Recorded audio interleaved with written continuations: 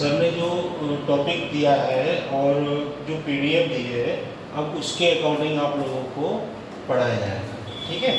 क्योंकि कल कुछ बच्चे जो है बहस कर रहे थे और कह रहे थे कि सर ये क्या, ये जिस टॉपिक है वो सब समाज से रिलेटेड है। ऐसा नहीं, मैं आपको अपनी तरफ से पढ़ा रहा हूँ। जो मुझे टॉपिक दिया गया है उसके अकॉर्डिंग आप लोगों को पढ़ाया जा रहा है। भारतीय समाज की प्रमुख विशेषताएं और भारत में विविधता।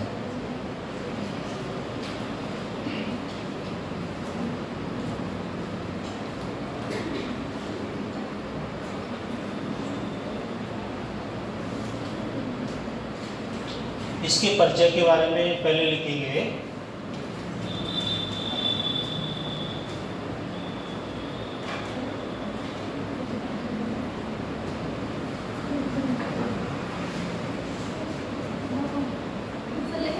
हाँ,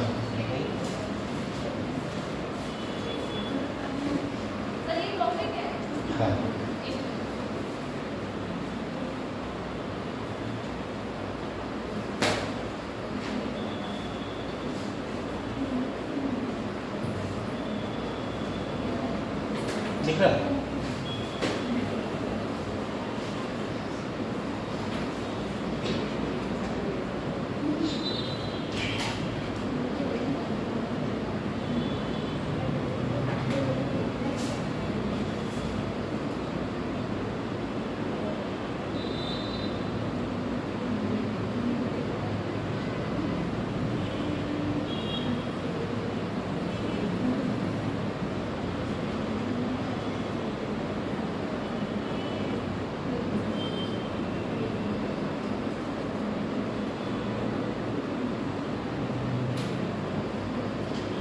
नोट कर लिया?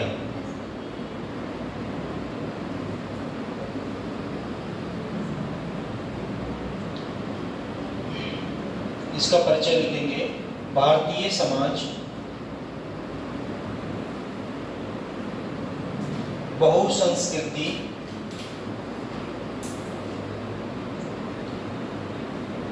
बहुजातीय और बहुवैचारिक संरचनाओं का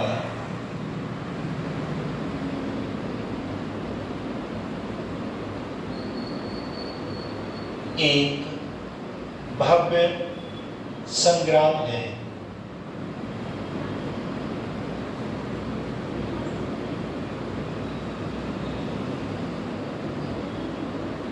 जिसे वसुधैव कुटुंबकम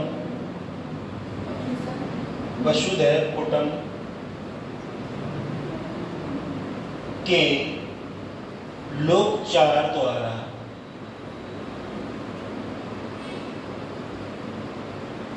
आकार दिया गया है।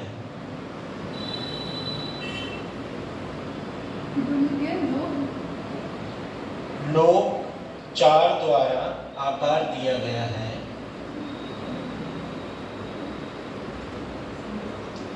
Next point, R.N.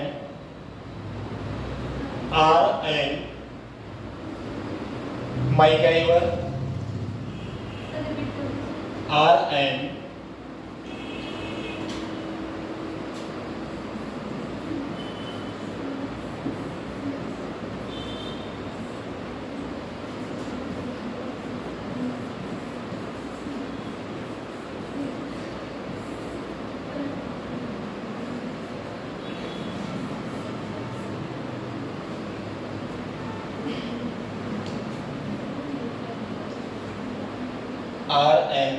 मैकगाइवर ने समाज को सामाजिक संबंधों के एक ऐसे जाल के रूप में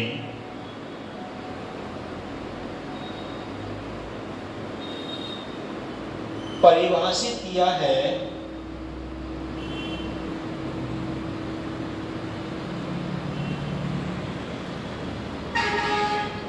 जो हमेशा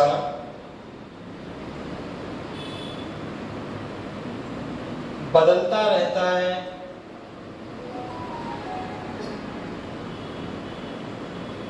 जहां एक व्यक्ति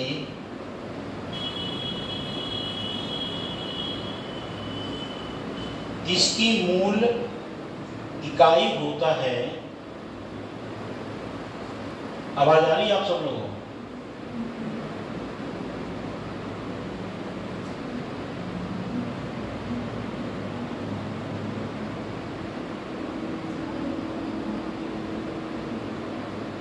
लिख लिया? अब नेक्स्ट पॉइंट डालेंगे, भारतीय समाज की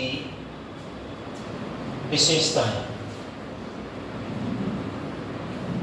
इसी के नीचे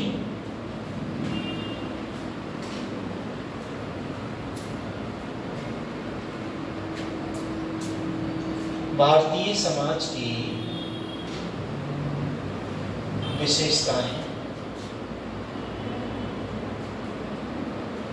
इसके आगे नंबर 1 संस्कृति,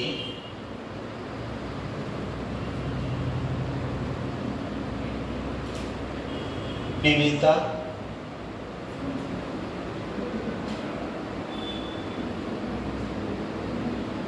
भारत की सीमा के भीतर बहुभाषी, बहुजातीय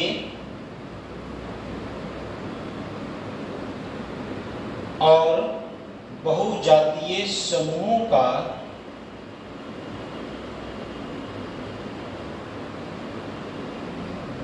सही अस्तित्व है।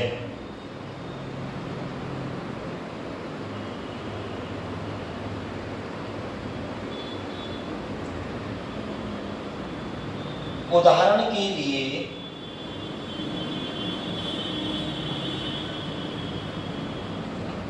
देश भर में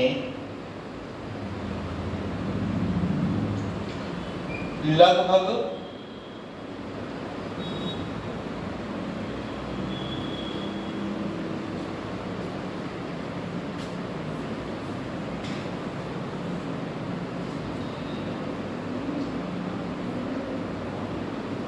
'कितने हो गए? इतनी भाषाओं बोली जाती हैं।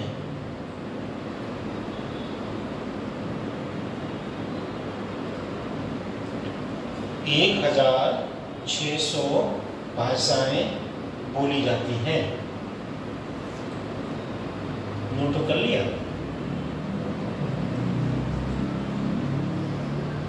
समायोजनशील समाज, नेक्स्ट पॉइंट समायोजनशील समाज। हाँ, थर्ड पॉइंट नोट करते हो, थर्ड पॉइंट है ये। समायोजनशील समाज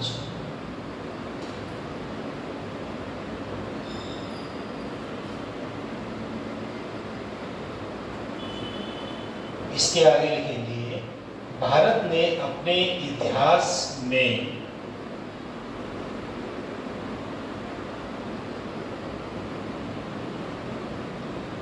विभिन्न आक्रमणों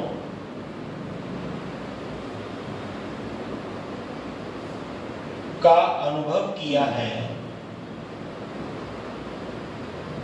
आक्रमण जैसे जो विदेश से लोग आए थे, जिन्होंने भारत पर आक्रमण किया था, ठीक है, उन लोगों के नाम भी आपको पता होना चाहिए कि हमारे देश में जो विदेश के लोग आए थे, जिन्होंने आक्रमण किया था, जिन्होंने सोने चांदी को, और मोहम्मद गौरी जो था जिसने आक्रमण किया और उसने सोमनाथ के मंदिर को लूट लिया और जितना सोना चांदी जो भी था वो सब ले गया।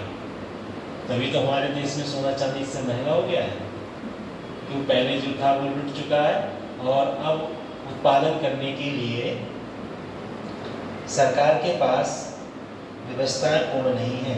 क्या लिखा? आक्रमणों का अनुभव किया, हालांकि दूसरों को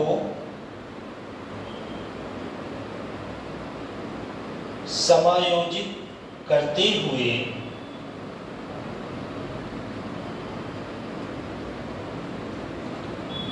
उनसे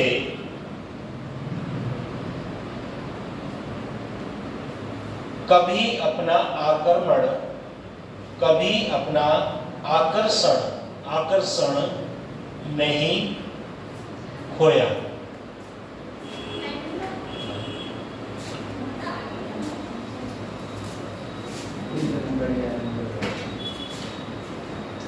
नेक्स्ट पॉइंट है जाति व्यवस्था। जाति व्यवस्था, इसका तात्पर्य सामाजिक,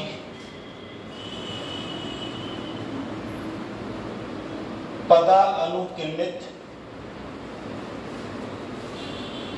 संरचना से है, जो भारतीय समाज की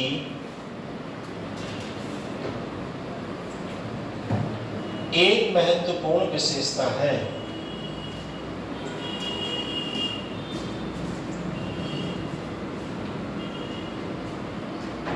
यह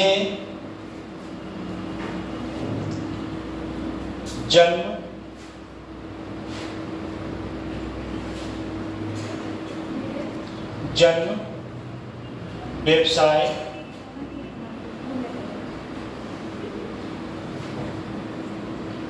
और सामाजिक स्थिति के आधार पर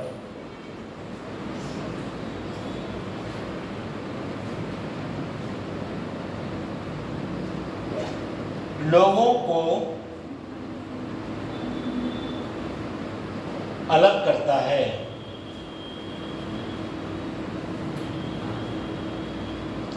इसका प्रभाव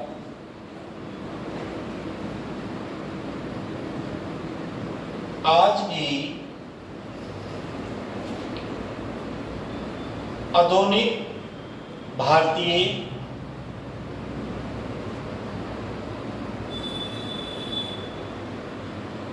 समाज में कायम है।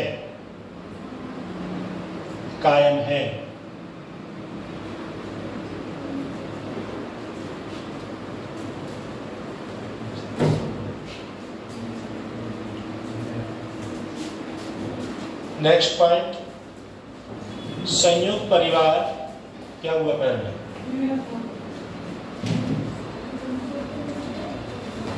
नेक्स्ट पॉइंट, संयुक्त परिवार प्रणाली।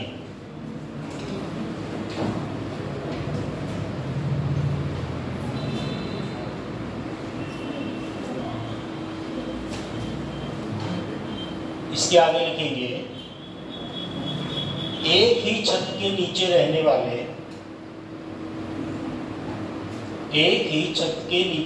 वाले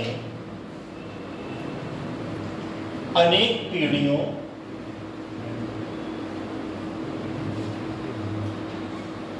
का सह अस्तित्व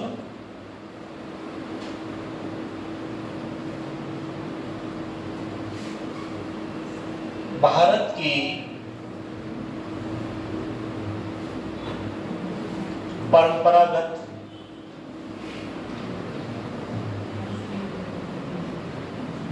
विशेषता रही है।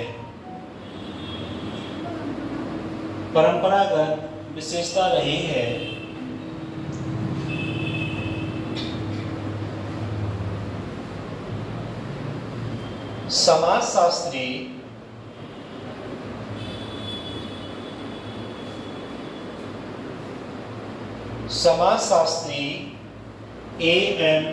शाह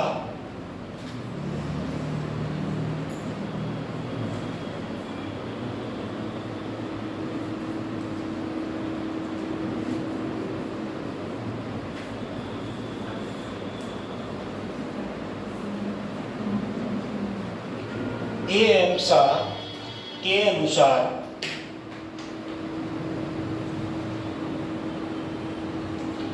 आधुनिक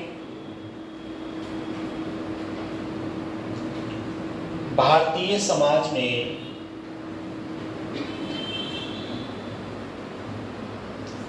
अभी भी परिवार के भीतर संयुक्तता का भाव व्यक्त है।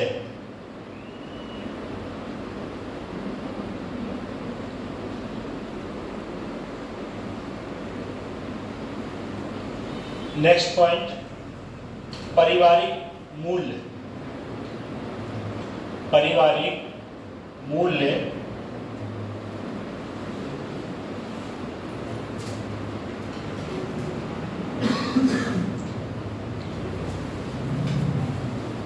पारिवारिक मूल्य के आगे लिखेंगे भारतीय समाज में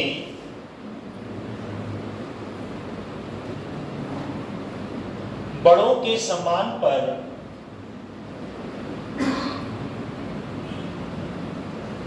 विशेष बल दिया जाता है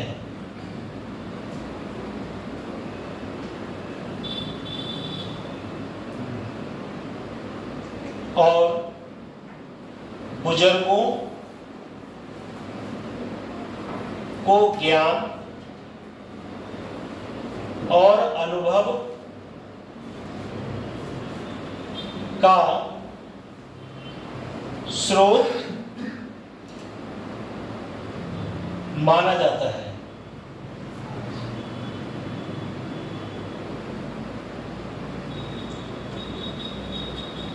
और ये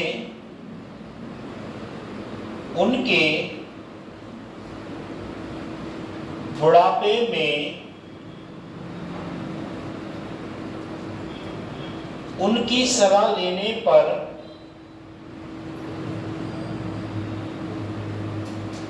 और उनकी देखभाल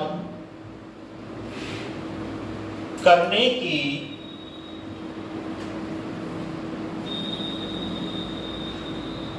परंपरा है।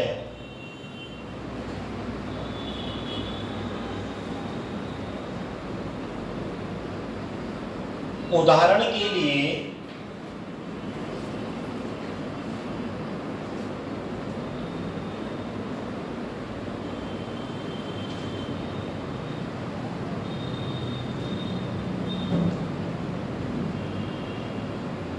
बड़ों का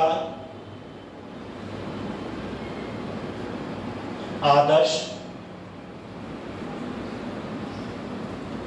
और पैर छूना सम्मान का प्रतीक है।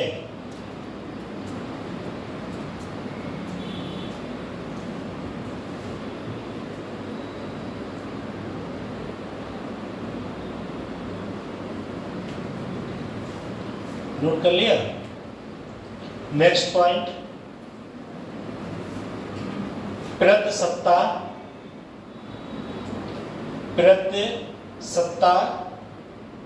और लैंगिक भूमिकाएं।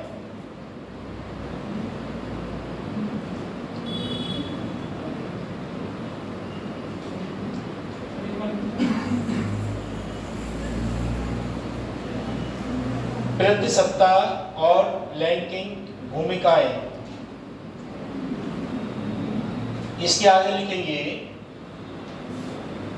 भारतीय समाज का एक प्रतिसत्तात्मक समाज है।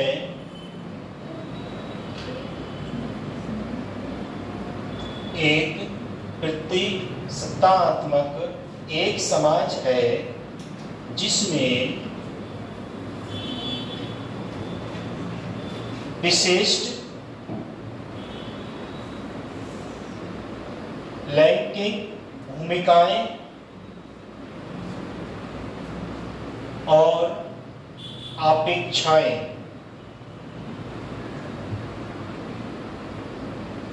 हैं। हालांकि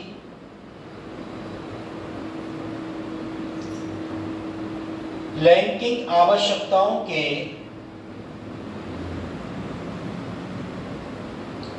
खिलाफ कई प्रयास किए गए हैं।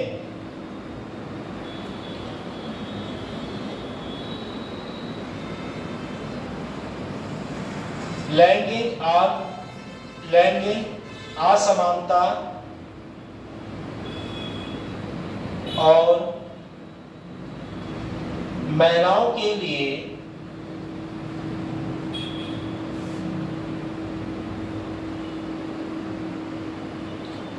चुनौतियां अभी भी बनी हुई हैं।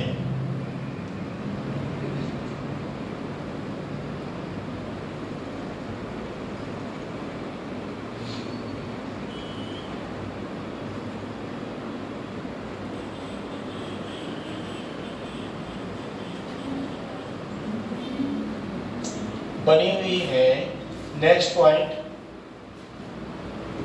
धर्मों का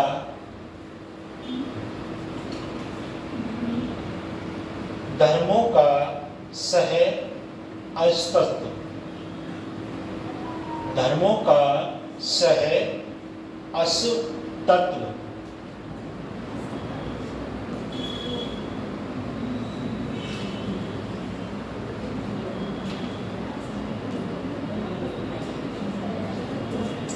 इसके आगे लिखेंगे, भारत में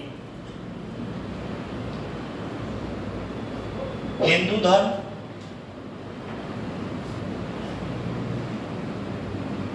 बौद्ध धर्म,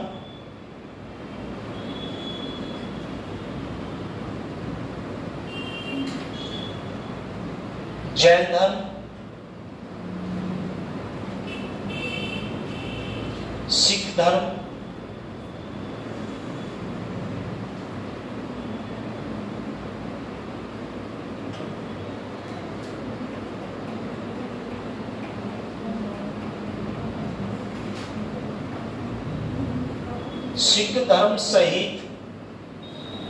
सिख धर्म सहित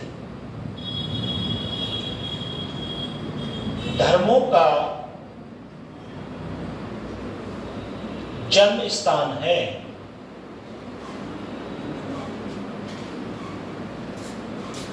वे समाज में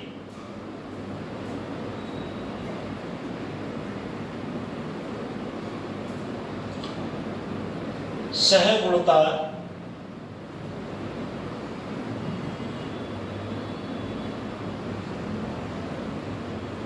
और सम्मान का उपदेश देते हैं।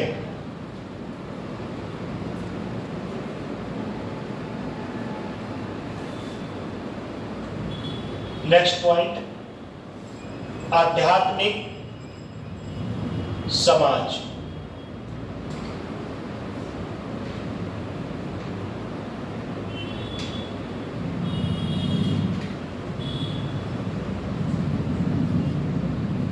इसके आगे लिखेंगे, धर्म और आध्यात्मिकता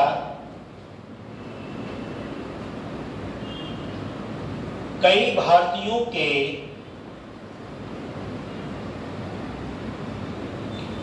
जीवन में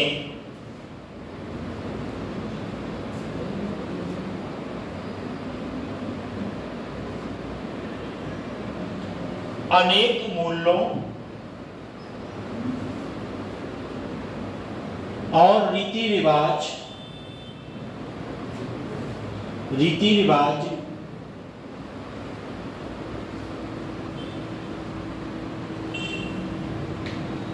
और दैनिक प्रथाओं का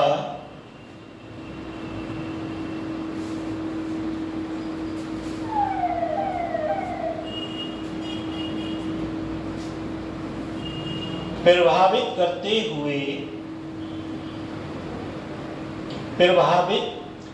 हुए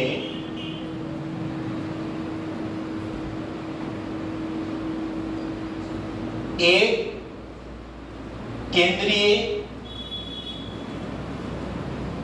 भूमिका निभाते हैं,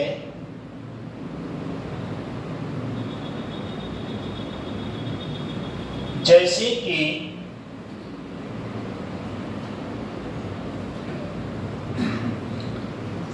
राफेल की शस्त्र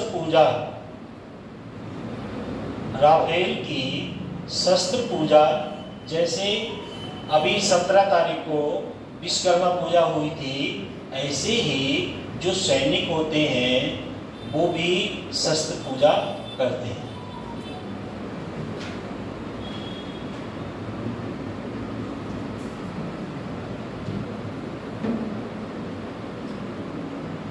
नेक्स्ट पॉइंट, व्यक्तिवाद और सामूहिकता। व्यक्तिवाद और सामूहिकता का सह अस्तित्व।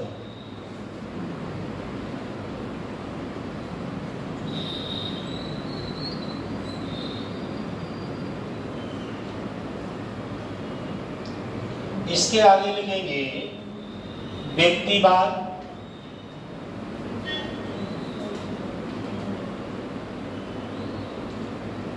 मानव शास्त्र, व्यक्तिवाद और मानव स्वतंत्रता, शास्त्र काट देंगे, और मानव स्वतंत्रता, आत्मनिर्भरता,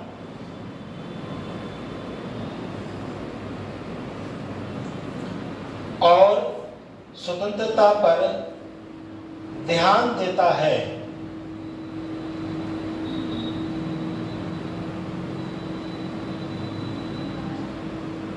स्वतंत्रता पर ध्यान देता है, जबकि सामूहिकता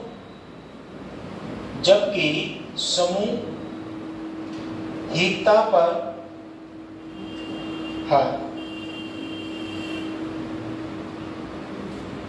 एक समूह को प्राथमिकता दी जाती है।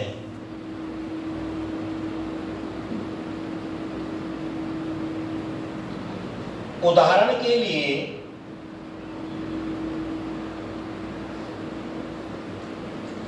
धर्मनिरपेक्षता और स्वतंत्रता के संवैधानिक मूल्य।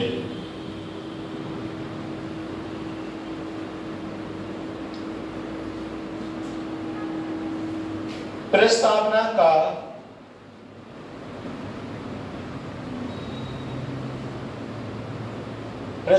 का वर्णित है।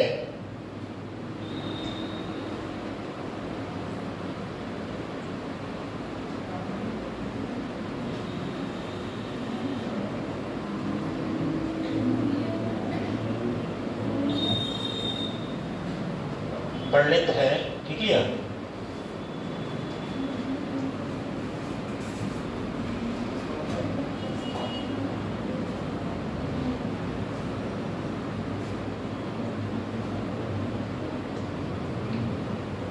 अब लिखेंगे next point, Bharatiya Samaj. Heading डाल दो, उसमें ऊपर पॉइंट लिख दो, भारतीय समाज।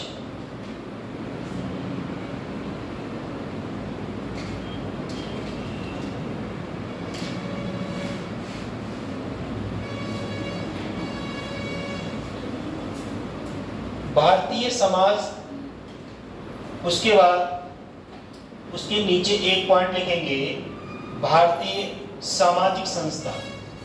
इसी के नीचे सामाजिक संस्था।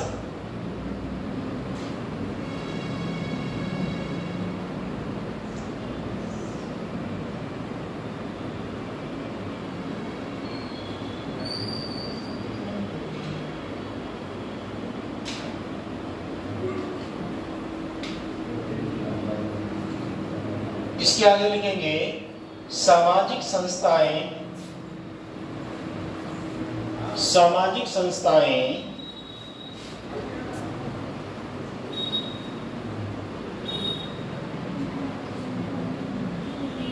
समाज की ऐसी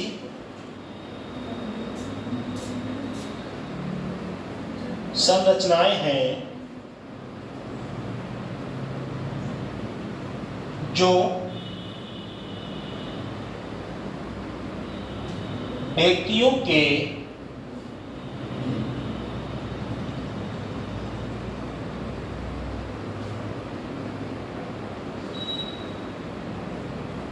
अपेक्षित व्यवहार को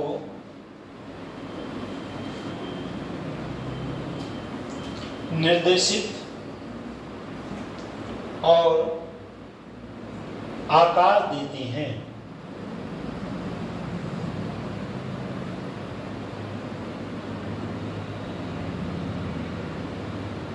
और स्वयं समाज के लिए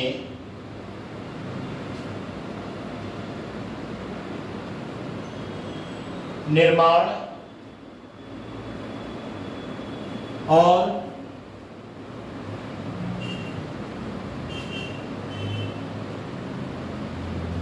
उसे बनाए रखने में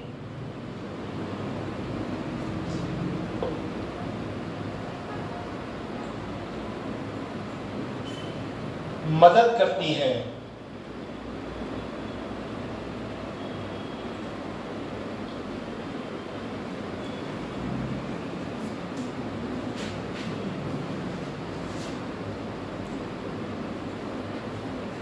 नेक्स्ट पॉइंट, सामाजिक संस्थाओं में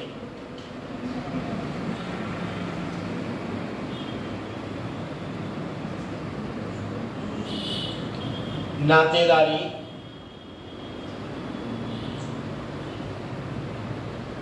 परिवार,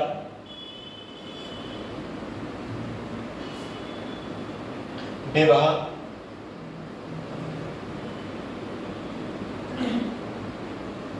शैक्षणिक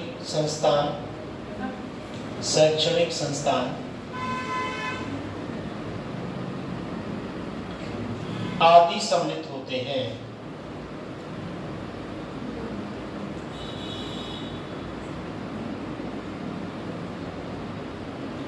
ये सम्मिलित होते हैं, लिख लिया। अब नेक्स्ट पॉइंट लिखेंगे, ये संस्थाएं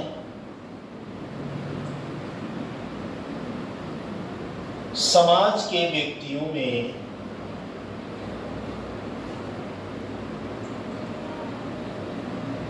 विवश, नियंत्रित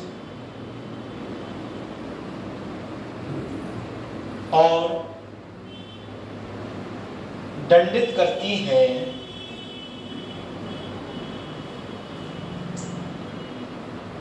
साथ ही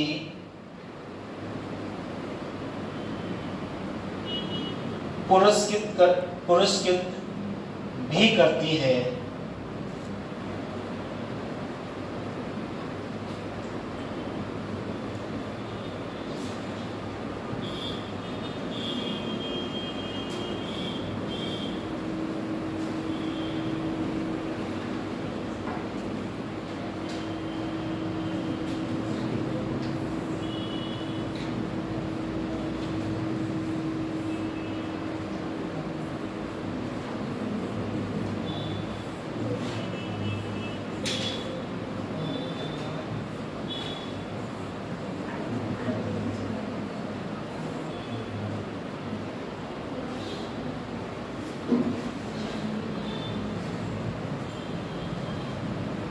नंबर 1,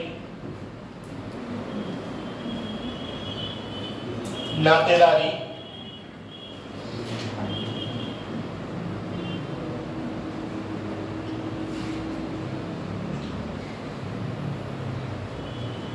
नातेदारी एक ऐसा सामाजिक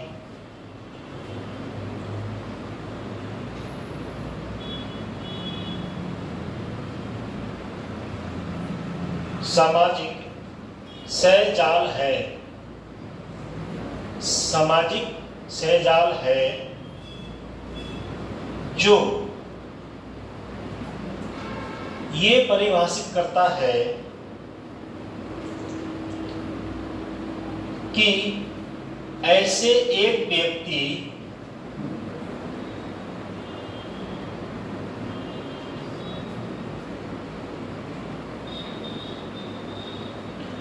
रक्त,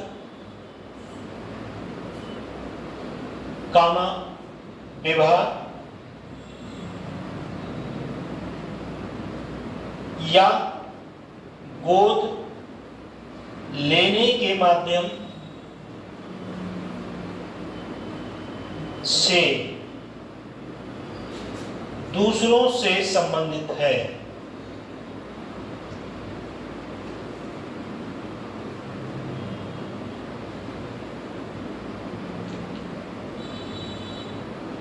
नेक्स्ट पॉइंट, नातेदारी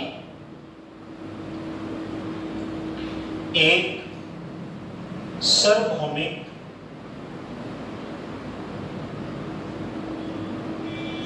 सामाजिक संस्था है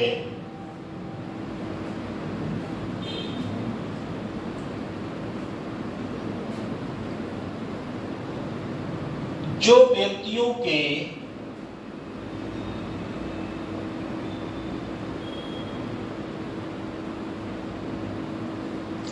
समाजीकरण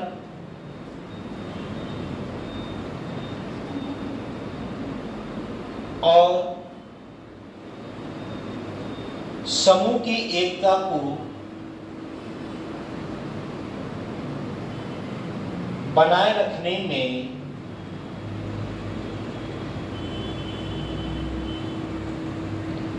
महत्वपूर्ण भूमिका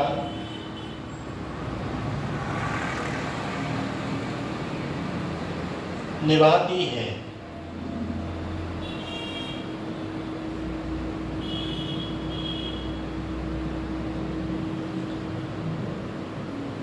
आप इसे नातेदारी को थोड़ा समझ लें, उसके बाद विवाह के बारे में आगे बताएंगे। जैसे आप किसी भी, इससे पहले आपने पढ़ा होगा धर्मों के बारे में, तो धर्मों के बारे में विभिन्न प्रकार के धर्म हैं जिसमें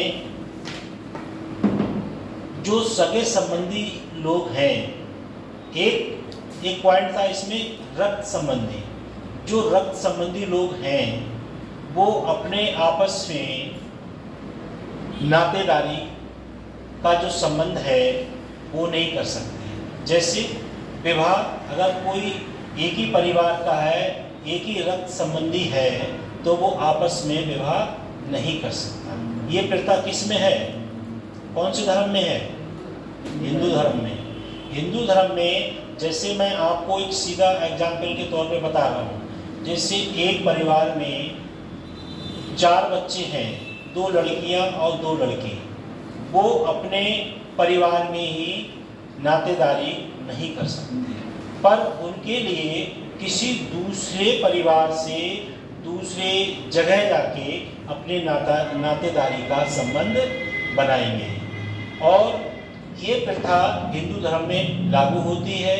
और जो एक धर्म होता है जिसे कहते हैं इस्लाम धर्म, जिसमें मुस्लिम लोग निवास करते हैं, उसमें ये प्रथा होती है कि सगे भाई को बहन को छोड़ के चचेरे तहरे ममेरे फुफेरे जैसे भी हैं वो रिश्ता इसमें कर देते हैं। पर हिंदू धर्म की ये रीति रिवाज प्रथा नहीं है।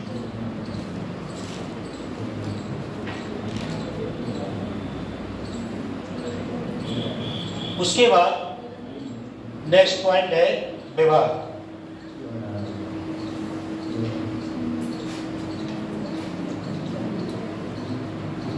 विवाह एक सामाजिक संस्था है। हाँ, लेट हो गए क्या बात है?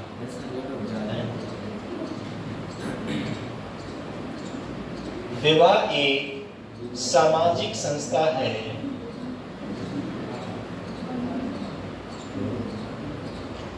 जो पुरुषों और महिलाओं की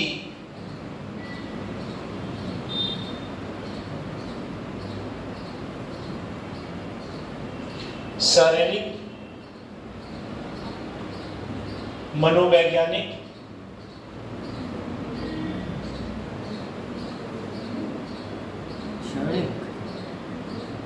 शारीरिक, मनोवैज्ञानिक, कामा लगाते रहना बीच में, सामाजिक, सांस्कृतिक,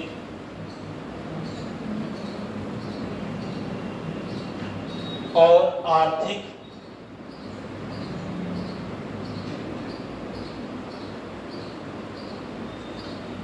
आवश्यकताओं को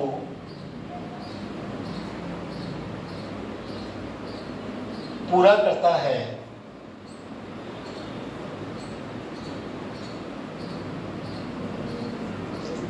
या करती है।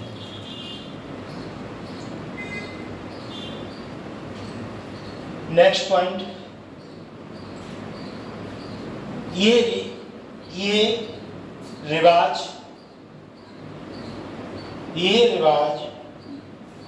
और कानून द्वारा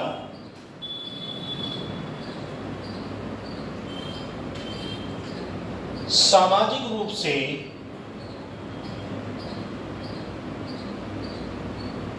स्वीकृत है।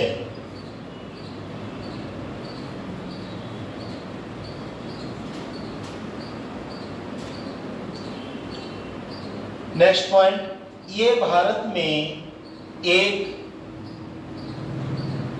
सार्वभौमिक सामाजिक संस्था है।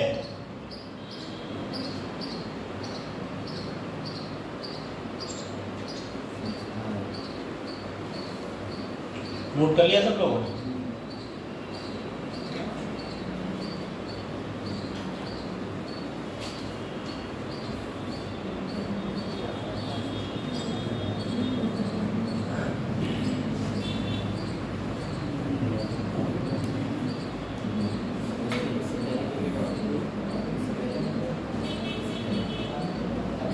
अब पॉइंट डालेंगे।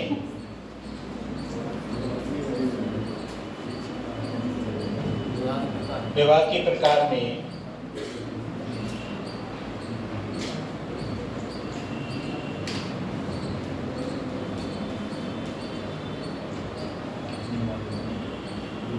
भागीदारों की संख्या के आधार पर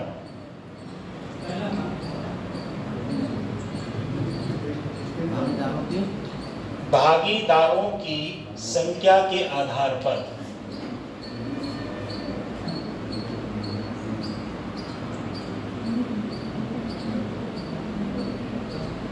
नंबर 1,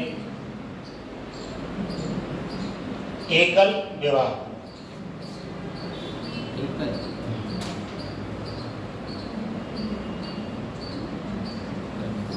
एकल विवाह एक निश्चित समय में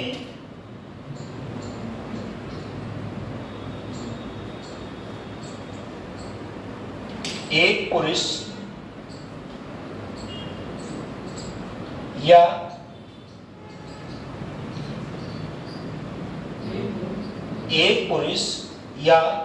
एक महिला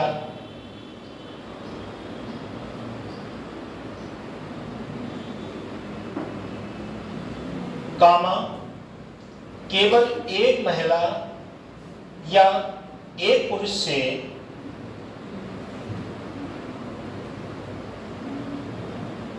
विवाहित रहती है।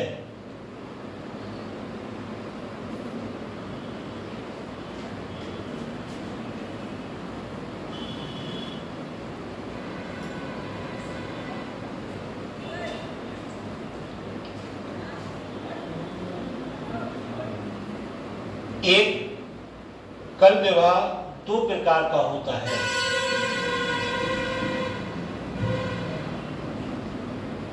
नंबर ए, ऑप्शन में इसके नीचे लिखेंगे जिससे ए बी वाला A. Number A serial serial monogamy.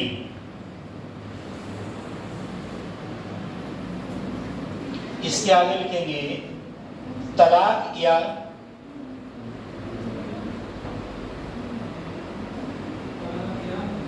पहले पति या पत्नी की मृत्यु के बाद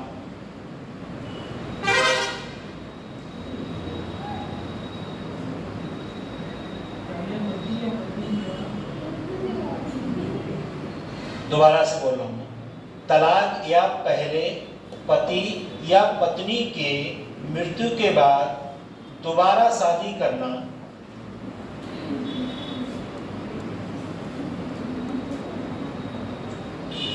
एक समय में केवल एक पति या पत्नी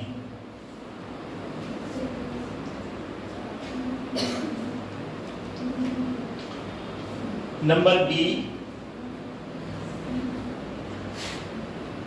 स्टेट। नेक्स्ट पॉइंट है नंबर बी, ए बी करके लिखवा रहा हूं जिससे आप लोगों को समझ में आ जाए। नंबर ए पॉइंट हो गया। अब नंबर बी पॉइंट में लिखेंगे स्टेट मोनोगैमी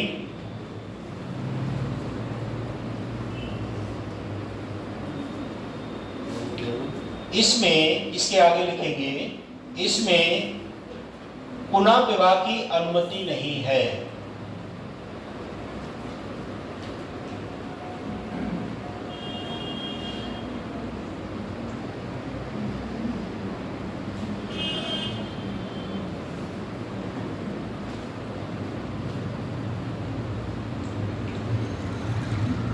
नेक्स्ट पॉइंट लिखेंगे बहुविवाह। ये तो ऊपर वाला था एकल विवाह और उसके बाद दूसरा है बहुविवाह।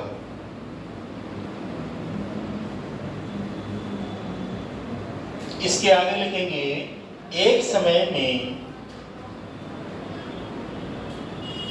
एक से अधिक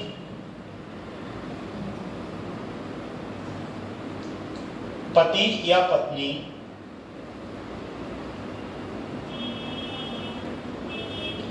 बहुविवाह दो प्रकार के होते हैं। पति या पत्नी बहुविवाह दो प्रकार के होते हैं।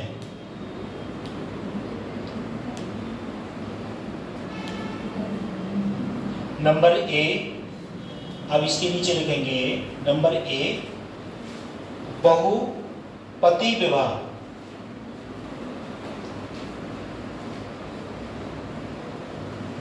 बहुपति विवाह एक पुरुष एक निश्चित समय में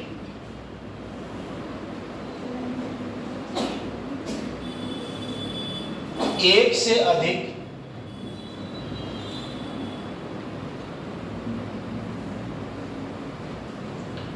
स्त्रियों से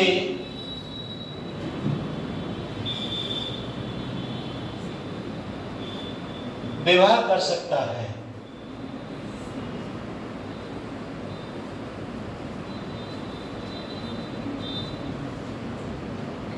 ये भारत के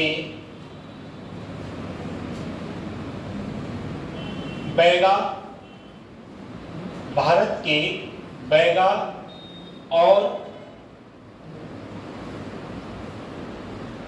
गोंड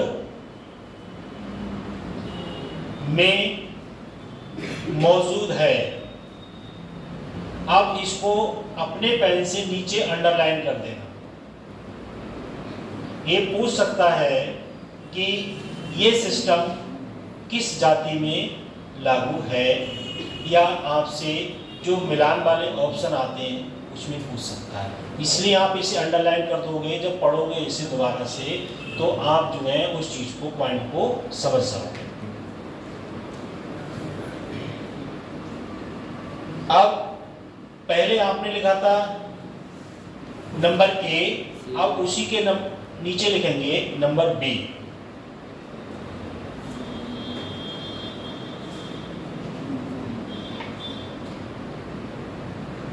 नंबर बी में लिखेंगे बहुपतित्व, बहुपतित्व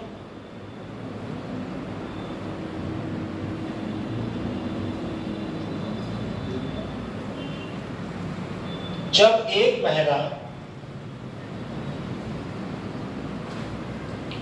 एक निश्चित समय में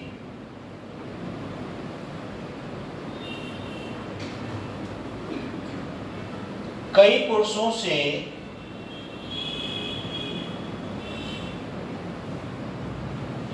विवाह करती है,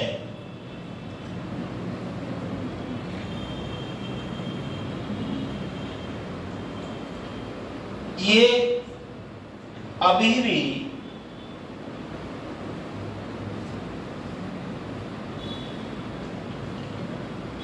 टोना कोटा,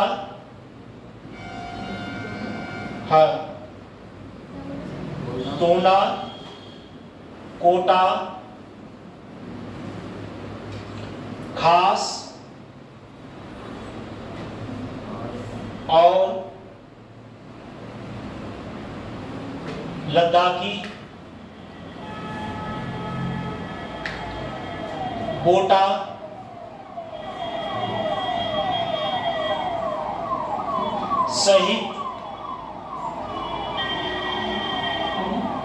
सहित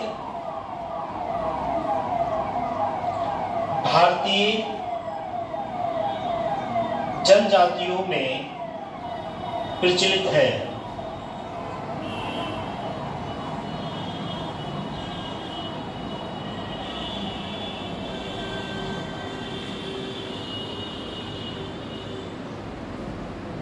जैसे अब एक मिनट समझ लीजिए, जैसे आप लोगों ने समाजशास्त्र में या किसी भी किताब में पढ़ा होगा, या विभिन्न जो जातियां हैं, कुछ जातियां ऐसी हैं जो उत्तर प्रदेश में बहुत कम मात्रा में पाई जाती हैं, कुछ जातियां ऐसी हैं जो अपने राज्य में 0.5% भी नहीं है, और कुछ राज्य ऐसे हैं जिनमें कुछ समुदाय ऐसे हैं कि जैसे अगर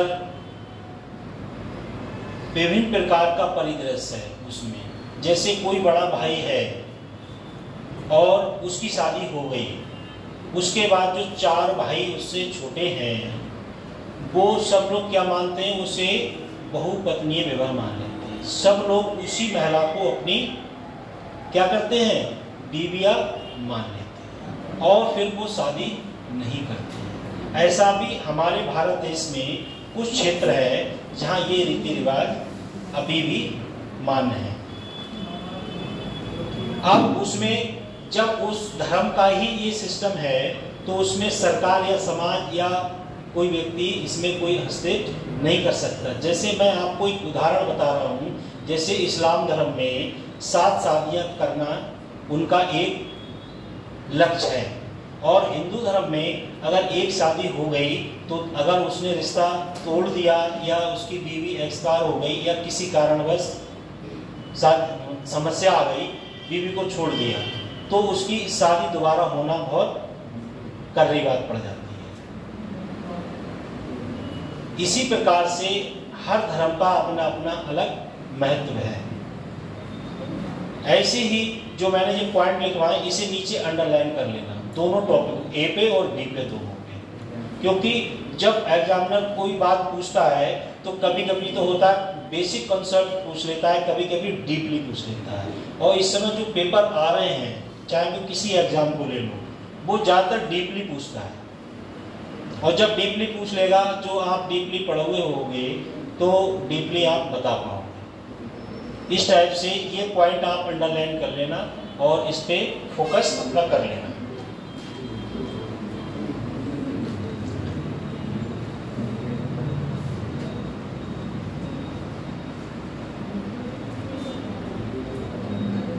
उसके बाद नेक्स्ट पॉइंट डालेंगे भारतीय समाज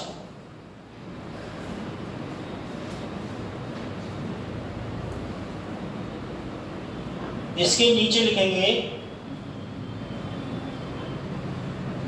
जीवन साथी चयन के आधार पर।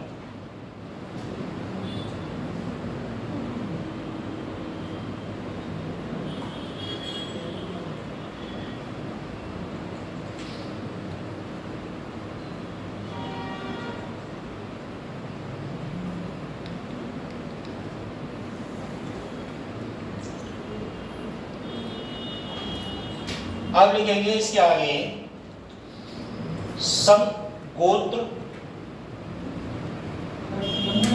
हाँ नंबर डाल के, सम गोत्र विवाह या अंत विवाह।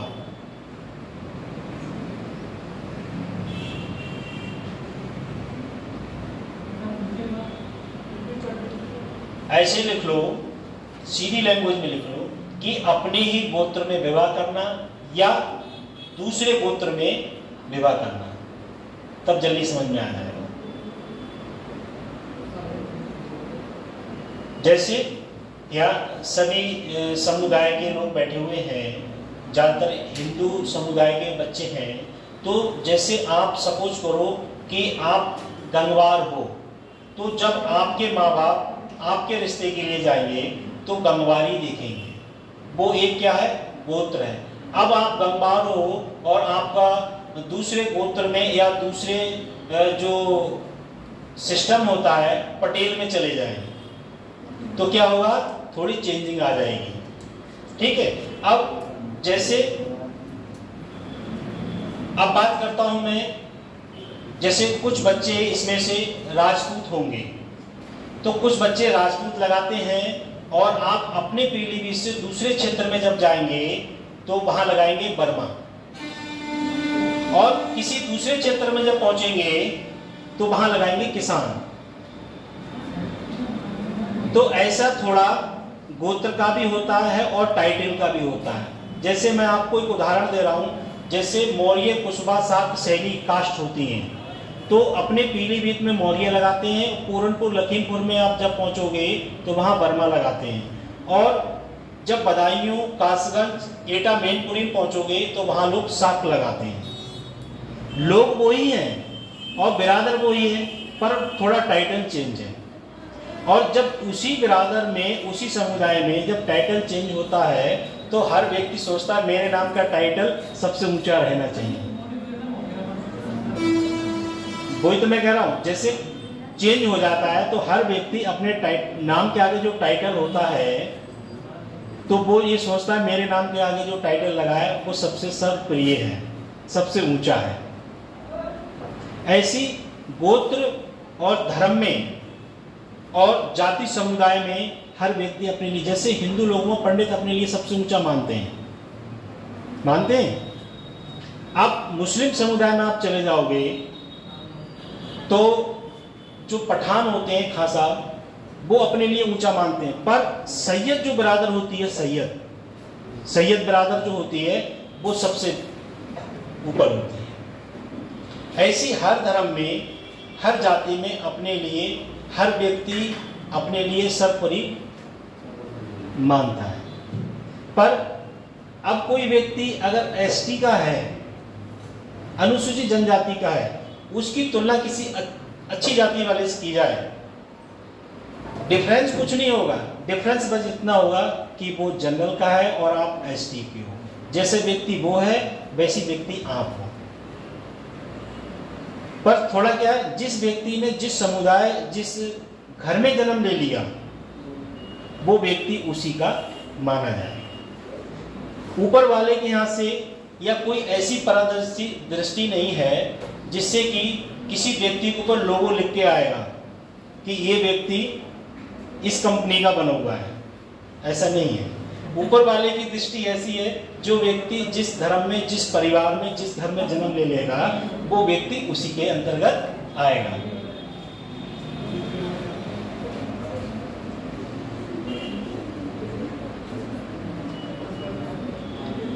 इसके आगे लिखेंगे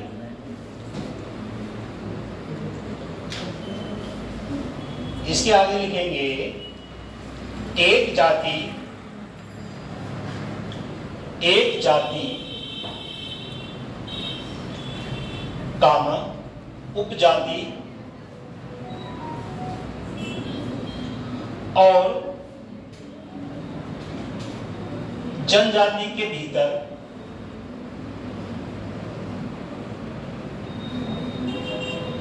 विवाह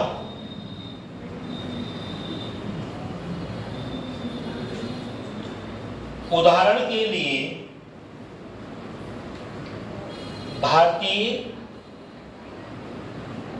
अरेंज मैरिज जाति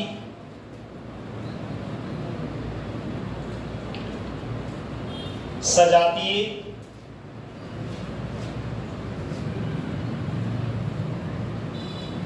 पर आधारित है।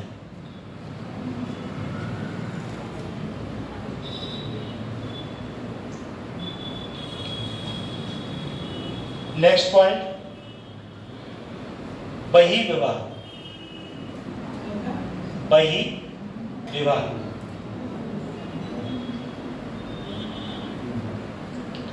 इसके आगे लिखेंगे अपने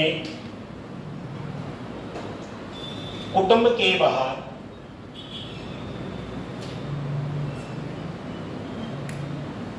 विवाह। उदाहरण के लिए भारत गोत्र बहिर्विवाह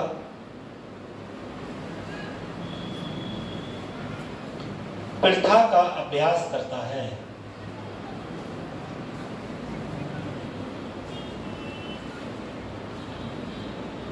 अथवा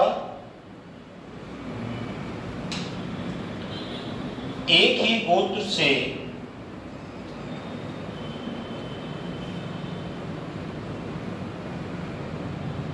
संबंधित व्यक्ति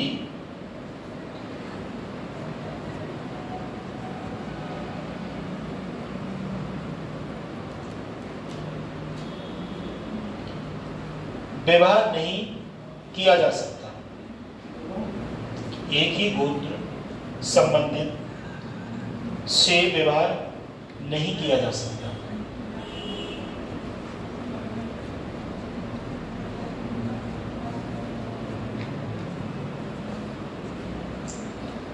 अब इस पॉइंट में जो ऊपर पॉइंट लिखवाया है, इस पॉइंट का कॉन्सेप्ट तो आप लोग समझी जाते हैं।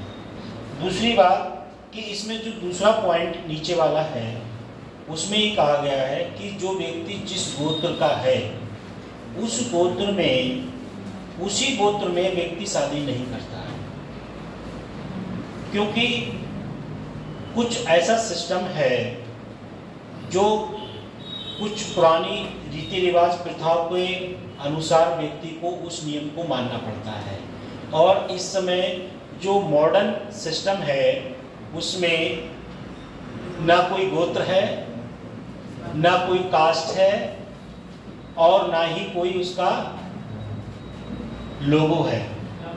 जिसकी जो इच्छा चाहे वो अपने अकॉर्डिंग कर सकता है, क्योंकि देश 1947 में जब आज़ाद हुआ तो सब लोग स्वतंत्र हो गए, आज़ाद हो गए। अब जिसकी इच्छा जैसी है वैसा वो अपना कर सकता है, पर इतना ध्यान जरूर होना चाहिए कि जो भी कार्य करो उसके अकॉर्डिंग अपने समकक्ष करना चाहिए। उससे अगर आपने हाई लेवल का कोई प्रोफार्मा अपना लिया तो उसको आपको परेशानी आएगी। हो सकता है उसे खाना बना के आपको ही खिलाना पड़े, ऐसा भी होता है। वो चाहे बॉय हो चाहे गर्ल, दोनों के लिए, क्योंकि ये एक ऐसा सिस्टम है कि जब तक इस सिस्टम को समझोगे तब तक काफ़ी समय लग चुका होगा। तो सबसे बेहतर ये है कि अपने ही समुदाय, अपनी ही जाति धर्म का सिस्टम को अपनाया जाए, वो सबसे बेहतर रहेगा। क्योंकि अगर एक बार वो सिस्टम बिगड़ जाता है तो जीवन भर वही प्रोसीजर चलता रहता है और वो सिस्टम ज़्यादा दिन तक कामयाब नहीं होता है, क्योंकि उसमें ना तो आपका कोई परिवार का साथ देता है और ना ही कोई यार दोस्त या कोई रिश्तेदार, सब हाथ खड़े कर देते हैं। आज आपको मैं एक एग्जाम्पल बता रहा हूँ कि आपके पास पैसा है, सब कुछ है, नौकरी लग जाए तो सब अपने हैं, और नौकरी बाई चांस किसी अच्छी पोस्ट पे ना पहुँच पाओ और बेरोजगारी का सामना करना पड़े तो कोई रिश्तेदार या कोई भी आपकी मदद करने को तैयार नहीं है। जैसे जो व्यक्ति चमकता है वो ही दिखता है और जो अंधेरे में है वो उसे लोग देखना पसंद नहीं करते।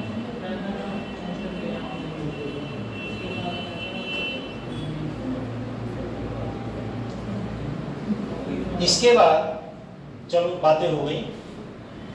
इसके बाद विवाह के आधुनिक प्रकार, विवाह के आधुनिक प्रकार, क्योंकि ये बातें इसलिए लिखवाई जा रही हैं कि ये भी परिदृश्य आप लोगों के सामने आएगा, तो अभी से आपको जानकारी होना बहुत जरूरी है।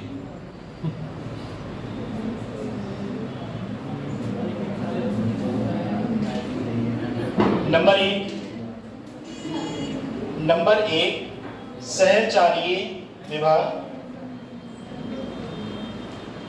सहचारीय विवाह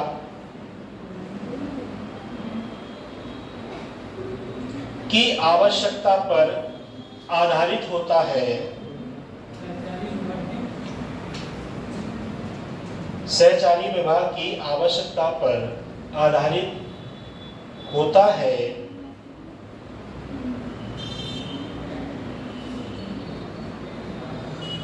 उसके बाद number 2 open marriage.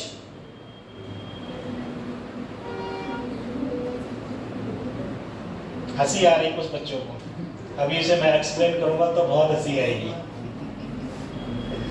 Open marriage वह शादी जिसमें दोनों साथी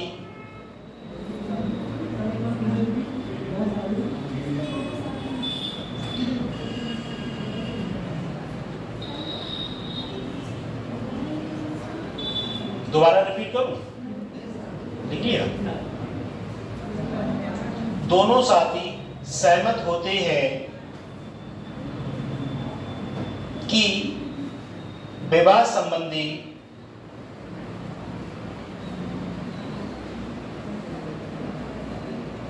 स्वीकार कार्य और इसे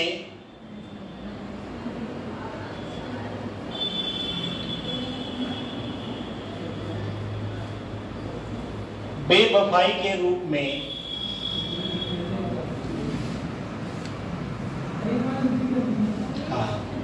पहले लिख लो फिर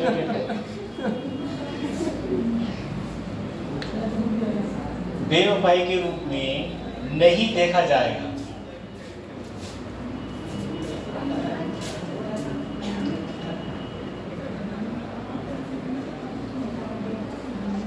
देखो ये जो पॉइंट है वो इस टाइप का है कि जैसे एक होती है व्यक्ति अपनी इच्छा से चुपचुपाते मैरिज कर लेते हैं और उसमें एक आधार कार्ड लड़की का लगेगा और एक लड़के का, डेट ऑफ बर्थ सर्टिफिकेट लगेगा, मैरिज कर ली उनने, वो एक हो गया गोपनीय विवाह। और जो दूसरा पॉइंट है ओपन मैरिज। ओपन मैरिज में वह व्यक्ति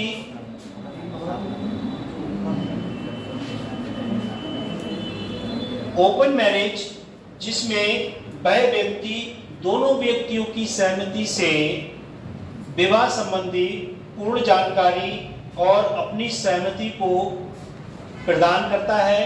कार्यपूर्वक समाज भी उसे स्वीकार करता है और स्वीकार करने के साथ उस चीज को जो उसके सगे संबंधी परिवार के लोग होते हैं उस चीज को वो क्या करते हैं, स्वीकार करते हैं।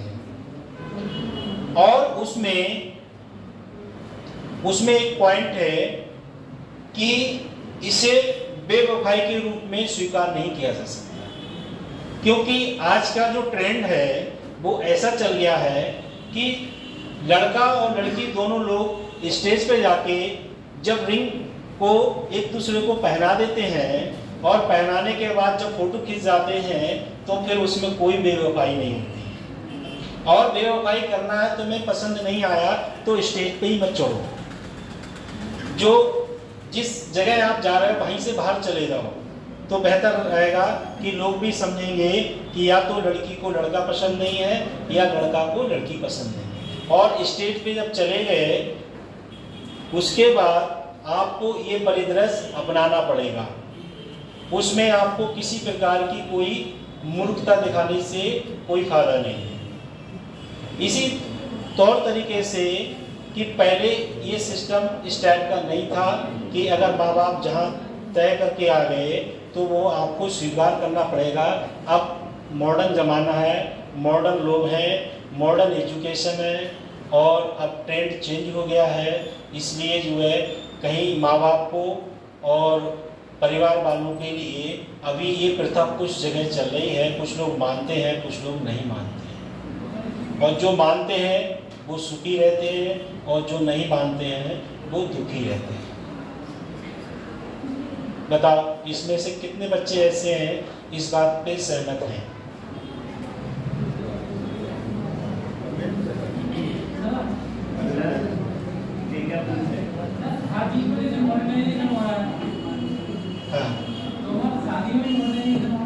अब आपकी तो हुई नहीं अभी,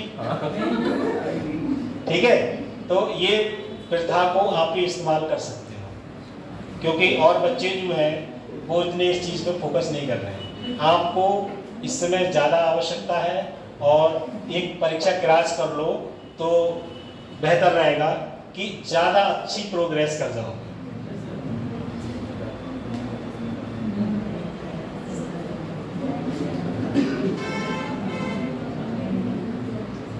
चलो ये पॉइंट हो गया, ओपन मैरिज समझ गए, जिसमें सब लोग आएंगे जाएंगे और सब में कार्ड बांट दोगे और रिश्तेदारों को पहले से सूचना हो जाएगी कि क्या नाम है आपका, चरण सिंह की एंगेजमेंट इस तारीख को हो गई, ये ओपन मैरिज हो गई, ठीक है। और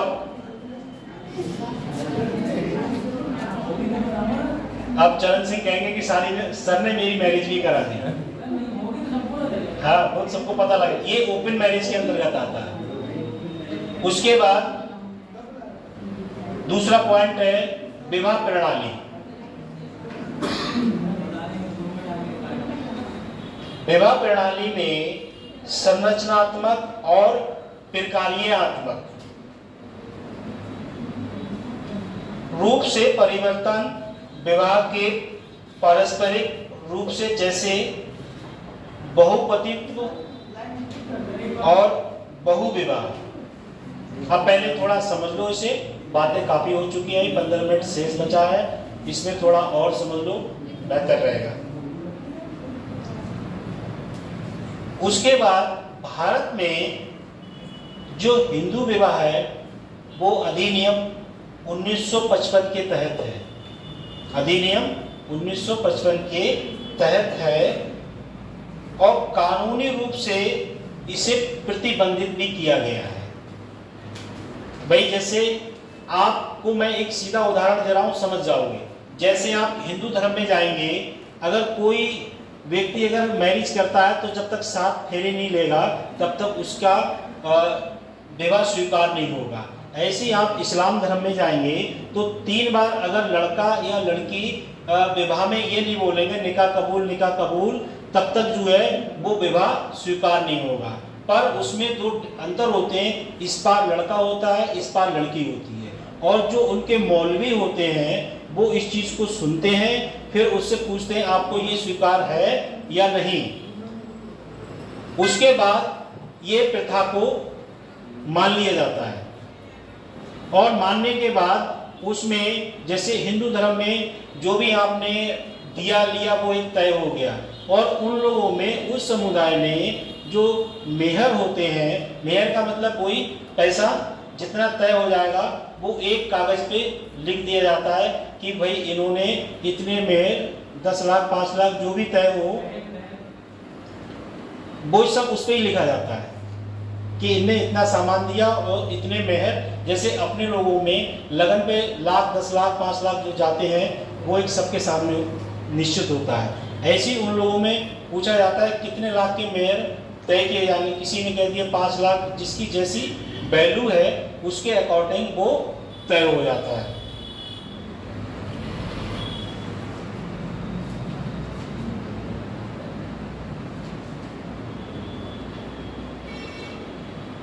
उसके बाद नेक्स्ट पॉइंट है कर्तव्य के बजाय साथी। जो आपका कर्तव्य है और आपका जो भी साथी है वो विवाह केवल कर्तव्य के बजाय जीवन भर साथी के रूप में निभाता रहेगा, और उस पर आधारित जो भी प्रोसीजर होगा वो विकसित होता रहेगा। उसके बाद नेक्स्ट पॉइंट है प्रेम विवाह की स्वीकृति। प्रेम विवाह का प्रचलन में काफी वृद्धि हुई है।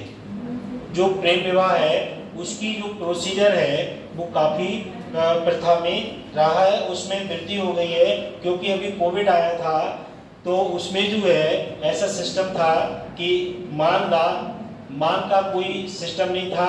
जो जहाँ तौर तरीके में अगर उसके अंतर्गत फंसता है तो उनने सस्ते में शादी निपटा दी, और जो लड़की वाले चालाक लोग थे उनने सोचा इससे बढ़िया मौका कभी नहीं मिलेगा, और जो लड़के वाले थे जिनकी रिश्तों में समस्याएं आ रही थी उनने भी सोचा कि ये इससे बढ़िया कोई प्रोसीजर नहीं है।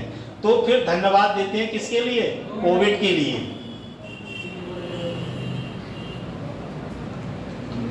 उसके बाद शादी की बढ़ती उम्र। शादी की बढ़ती उम्र का कारण क्या है कि कुछ बच्चे जो हैं अपनी एजुकेशन को अच्छे से लर्न करने के लिए, ज़्यादा क्वालिफाइड होने के लिए एज निकल जाती है, और कुछ का रीजन रहता है उनकी आर्थिक स्थिति अच्छी नहीं होने के कारण शादी नहीं हो पाती है। दूसरा कारण ये कि पढ़ने के साथ साथ अगर नौकरी नहीं लगती है तो व्यक्ति ये सोचता है जो मैंने पहले जो मेहनत की, पैसा कमाया और संघर्ष करा ट्रेनों में, बसों में और रोड पे मैं पैदल चला, उसका फायदा मुझे कैसे मिलेगा। तो व्यक्ति की एज लमसम बढ़ जाती है।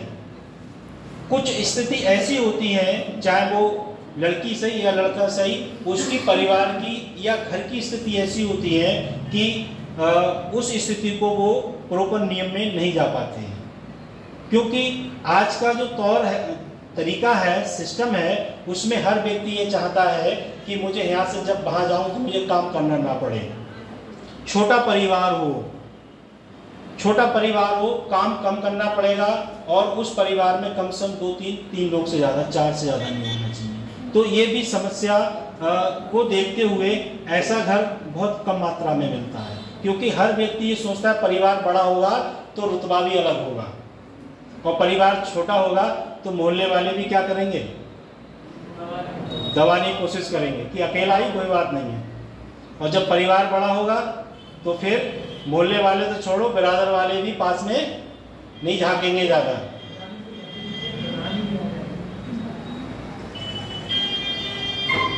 बढ़ती उम्र का रीजन आप लोग समझी गए होंगे भाई। उसमें विभिन्न प्रकार की आवश्यकता ये होती है, या तो आप एजुकेशन लर्न कर रहे हो, एज ज़्यादा हो गई, जॉब नहीं मिला, फिर या आपकी घर की स्थिति ऐसी है कि परिवार वाले उस चीज़ को अच्छे से गाइड नहीं कर पा रहे हैं, या लड़का सही या लड़की सही उसके वैल्यू के हिसाब से उसे नेक्स्ट जो सामने वाला परिवार है वो नहीं मिल पा रहा है। ये बढ़ती उम्र की बातें हैं। और दूसरी बात यह है कि कुछ व्यक्ति अपना कैरियर बनाने के लिए बहुत संघर्ष करते हैं, और संघर्ष जो व्यक्ति करता है वो कैरियर बना पाता है, क्योंकि गृहस्थी के अंतर्गत आपको या किसी व्यक्ति को गृहस्थी में जाना भी बहुत जरूरी है। अगर जैसे गृहस्थी में नहीं जाओगे तो जैसे मैं आपको एक उदाहरण बता रहा हूँ कि जैसे व्यक्ति गृहस्थ आश्रम में नहीं जाएगा तो जब उसके परिवार नेक्स्ट बढ़ेगा नहीं तो उसके परिवार का आगे का प्रोसीजर कैसे होगा। इसलिए हर व्यक्ति को गृहस्थी में जाना भी बहुत जरूरी है। इसी वजह से गृहस्थ आश्रम बनाया गया है कि व्यक्ति को गृहस्थी के अंतर्गत गृहस्थ आश्रम में जाना भी जरूरी है। जैसे सपोज करो चरण सिंह है, अगर चरण सिंह आने वाले समय में गृहस्थ आश्रम में नहीं जाएंगे तो इनका नाम आगे कैसे चलेगा? चलेगा? नहीं चलेगा। तो ये गृहस्थ आश्रम भी इस स्थिति में अपने आप को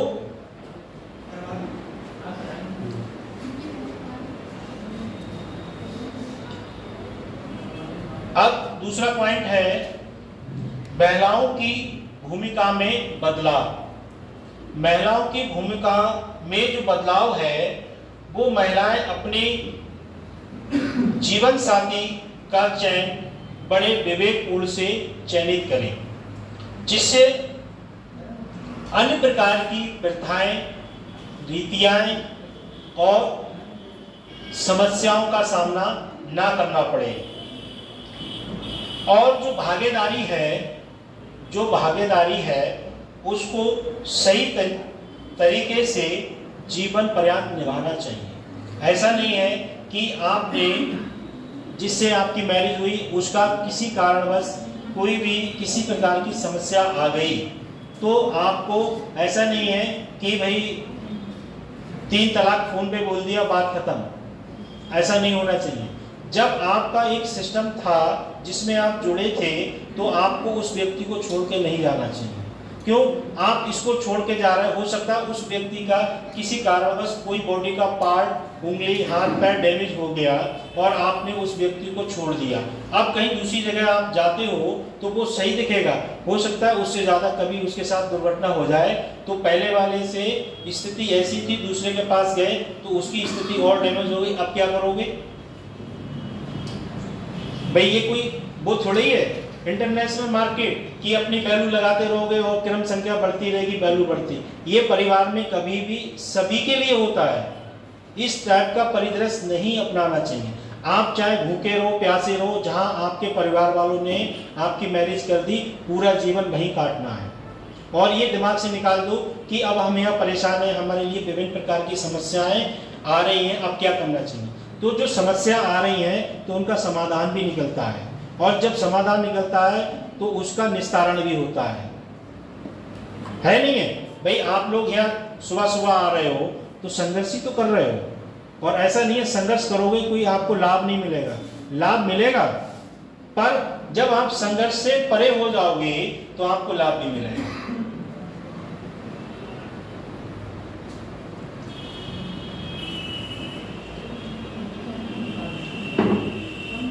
उसके बाद आयस्तर विवाह, तलाक से जुड़े मुद्दे और कर्ज माफी, शैक्षिक योग्यता, तकनीक, प्रगति के साथ विवाह परिवर्तनशील हो जाता है। जैसे कोई व्यक्ति है, शादी हुई और होने के बाद उसके हस्बैंड की नौकरी लगी, किसी कारणवश नौकरी छूट जाए और छूटने के बाद बीवी कहेगी जब 1 लाख तनख्वाह मिल रही थी तो सही था, अब कुछ नहीं मिल रहा है। तो ये परिदृश्य परिवर्तनशील नहीं होना चाहिए, उस चीज़ को आपको फॉलो करना चाहिए।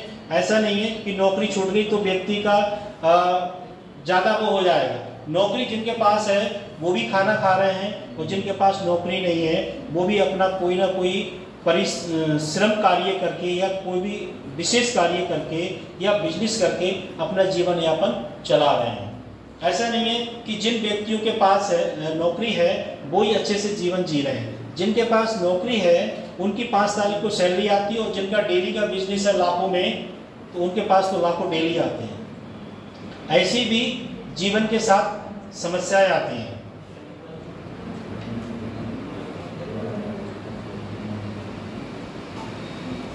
उसके बाद है पारस्परिक मूल्य अभी भी कायम है। जो पारस्परिक मूल्य है वो अभी भी कायम है। बदलते समाज में विवाह, पारस्परिक मूल्य, और उदाहरण के लिए जैसे विदेशों में बसे भारतीय इंडिया के रहने वाले हैं, मैरिज यहाँ कर ली और बीवी को बच्चों को यहाँ छोड़ गए और विदेश में चले गए, तो उससे क्या होगा, जो परिवार यहाँ रह रहा है, पैसे आप चाहे भले ही भेज दो, कोई बात नहीं है, 2 लाख रुपए महीने भेज दो, मगर जो परिवार में एक इकट्ठे होकर रहने का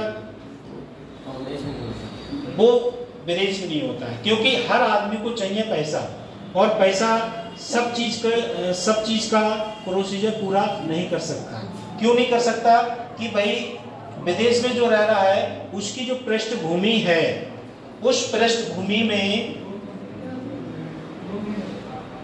इसमें एक पॉइंट उन्होंने कहा है, परिवार के बीच arrange marriage, setup, India, matching series, सब कुछ परिवार के साथ तभी होता है, और परिवार संतुष्ट जब रहता है कि बड़ा बेटा या बेटे के बाप घर पे हो, तो कुछ उनके परिवार का एक भारी भरकम बना रहता है, और परिवार का जो व्यक्ति सबसे बड़ा है वो ही विदेश में है, और उसे विदेश में भेजने के लिए घर वालों ने पैसा खर्च किया, वीजा पासपोर्ट बनवाया और विदेश भेज दिया, और फिर विदेश जाके उसने वही शादी कर ली, ना भेजे कोई पैसा, फिर क्या करोगे? नहीं आएगा वहां से, वो कुछ नहीं करोगे। तो ये भी स्थिति ऐसी होती है कि समाज में विभिन्न प्रकार के अनेक मानसिकता वाले लोग हैं, जिससे कि उस प्रोसीजर को समस्या। अब नेक्स्ट पॉइंट है लिव इन को मानता। जैसे सुप्रीम कोर्ट ने गाइडलाइन जारी की है कि चाहे वो लड़का सही या लड़की सही, उसकी जैसे मानसिकता है उसके अकॉर्डिंग वो अपने जीवन को सफल बना सकता है, पर वो 18 साल पूरे कर चुका हो, जिससे कि पुलिस या कोई भी प्रशासनिक कर्मचारी या परिवार के लोग उसे प्रताड़ित ना करें।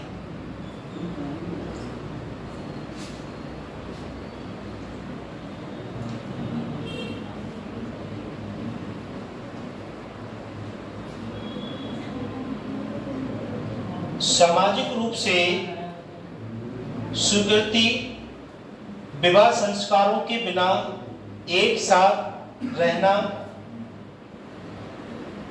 जैसे अगर किसी की मैरिज होती है और मैरिज होने के बाद उसे स्वीकृति प्रदान नहीं है, तो वो एक साथ रहने में उन्हें अनेक प्रकार की समस्याओं का सामना करना पड़ेगा, और उसमें हो गया टाइम, तुम्हें तो टाइम वैसे ही पता रहेगा, से बंद कर।